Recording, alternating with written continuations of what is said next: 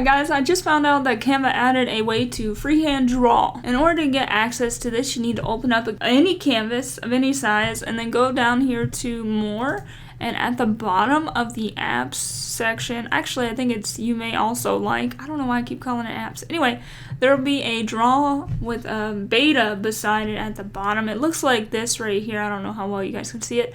You just click it and it'll go up here, so it's active. So apps and integrations. In order to get to it, you just click on the left side here where it says draw. They gave us 4 different line types, we'll call it that. So we got pen, marker, glow pen, and highlighter, and we have color picker and access to size and transparency.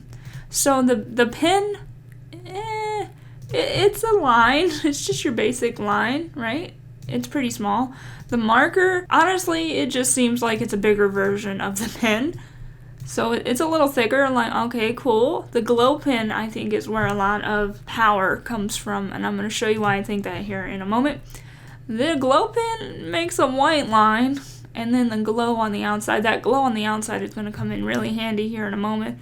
And then we have the highlighter, which is a square line tool with a lower transparency. I think if you just up it, it's just a square line. If you have the transparency set to default, you can do things like build up the opacity or transparency, which is cool. One thing to keep in mind is I drew all these lines while this was open, okay? And say I want to move one of them individually.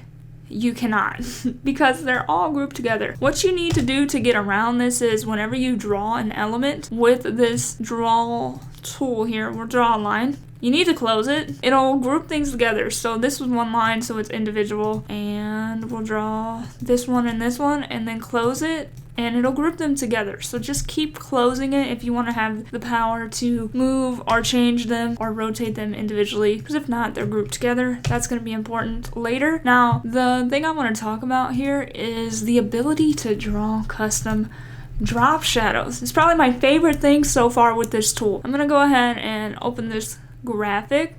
Because it's a graphic, I don't have access to some of the things that the images do. So if I go to edit image, there's no way to add a drop shadow. You can always save this out as an image and then you'll have access to different edits. But since I don't feel like doing that, we're gonna go to the draw tool. We're gonna click the glow pen. We're gonna set it to black. I might up the size a little bit and then I'm gonna draw. I'm using a mouse, so this is a little tricky. We zoom in and I'm gonna draw on the edge, but not completely, because what I'm trying to do is get the glow from the pen to extend outside of the graphic, but I don't want the white to be on the outside, and I know it kind of looks stupid at the moment.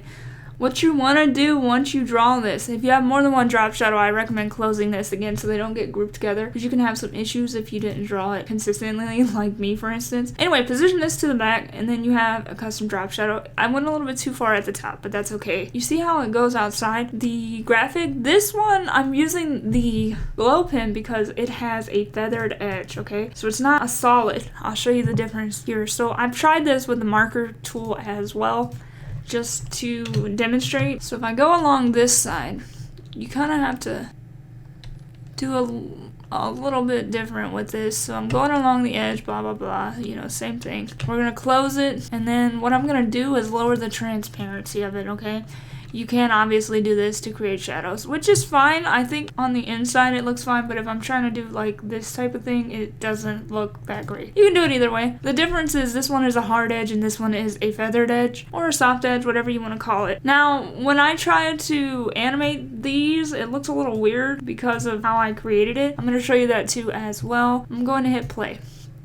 Because I have pop on, it's animating every element, which is obviously showing the hidden drop shadow in the back, so keep that in mind. Animating custom drop shadows might be a little bit more tricky, but that's the main thing. You have different options in here for 4 different tools. You can play with the transparency or whatever. Oh, one other thing I want to mention here. Let me pull a photo. Any photo, this one will do. So we have a photo and we want a color from that picture. We can actually go here and then click pick color from design. So if I want this color, and now will let me draw with that, which is really cool. That's one other thing I forgot to mention in the beginning. Anyways, guys, let me know if you have any other cool tips and tricks about the new draw tool in Canva. And as always, if you made it this far, thanks so much for watching, and I will talk to you guys again soon. Bye!